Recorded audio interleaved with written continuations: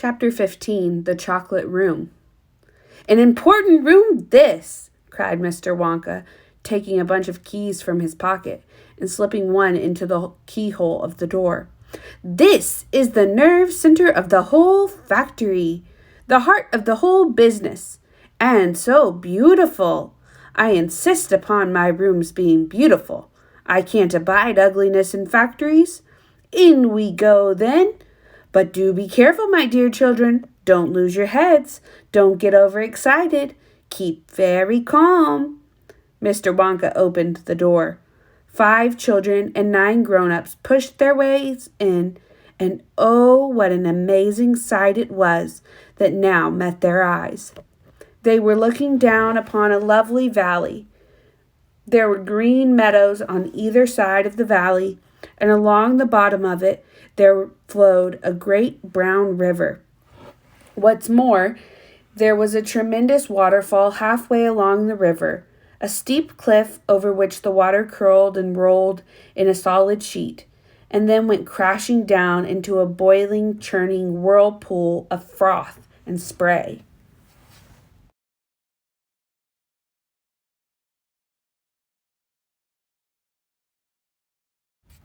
Below the waterfall, and this was the most astonishing sight of all, a whole mass of enormous glass pipes were dangling down into the river from somewhere high up in the ceiling.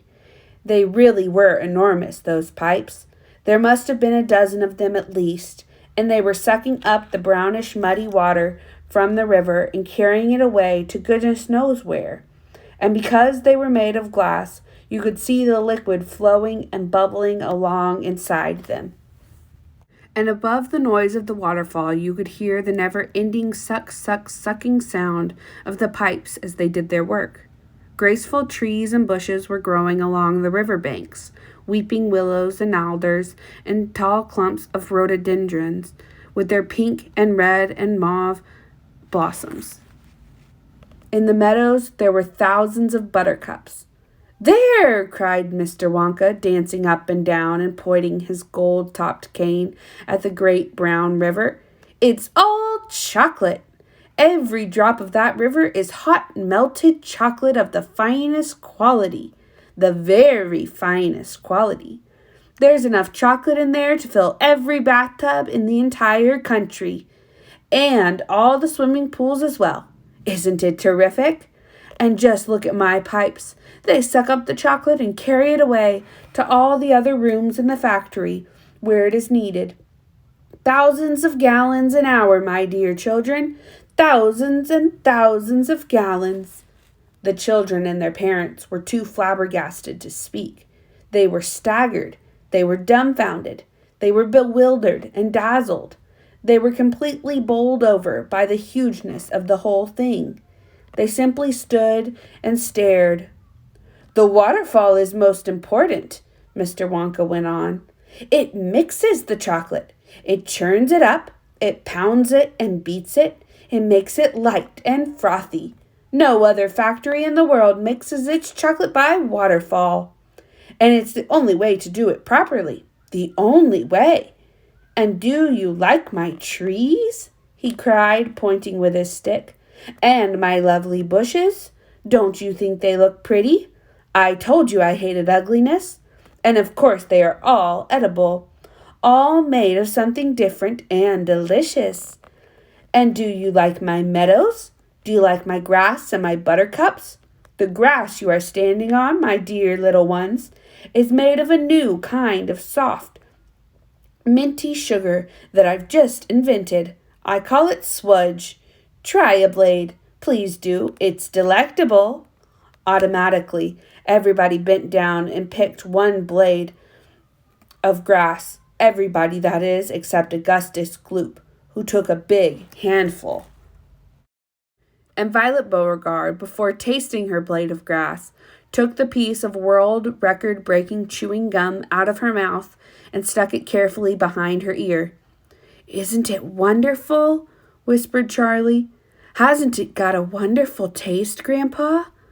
"I could eat the whole field," said Grandpa Joe, grinning with delight. "I could go around on all fours like a cow and eat every blade of grass in the field. Try a buttercup, cried Mr. Wonka. They're even nicer. Suddenly, the air was filled with screams of excitement. The screams came from Veruca Salt. She was pointing frantically to the other side of the river. Look! Look over there! She screamed. What is it? He's moving. He's walking. It's a little person. It's a little man. Down there below the waterfall. Everybody stopped picking buttercups and stared across the river. She's right, Grandpa, cried Charlie. It is a little man. Can you see him?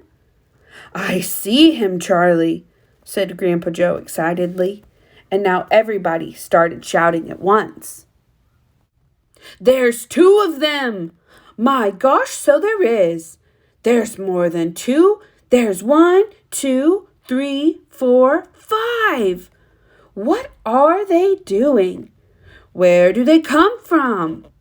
Who are they? Children and parents alike rushed down to the edge of the river to get a closer look. Aren't they fantastic? No higher than my knee. Look at their funny long hair. The tiny men, they were no larger than medium-sized dolls, had stopped what they were doing, and now they were staring back across the river at the visitors. One of them pointed toward the children, and then he whispered something to the other 4, and all 5 of them burst into peals of laughter. But they can't be real people, Charlie said. Of course they're real people, Mr. Wonka answered. They're Oompa Loompas.